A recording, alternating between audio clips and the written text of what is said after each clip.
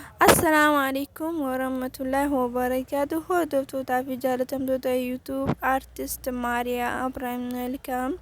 Aranda nagaa gaafii yeroo hedduu naaf dhiyaachaa ture takkaan isiniif deebisuu dhufe.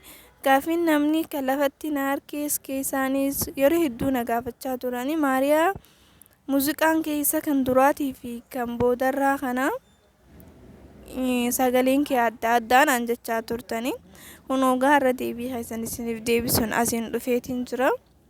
Isa kan dururraa kan hin dalage suni biyyatoo Oromiyaa leeliftuu meera jannataa kan joosani istiidiyoo deemeetii waraabee ture. Hojiin istiidiyoodha akkasuma nama gammachiisa istiidiyoo deemtee waraabuudhaaf jechuudha.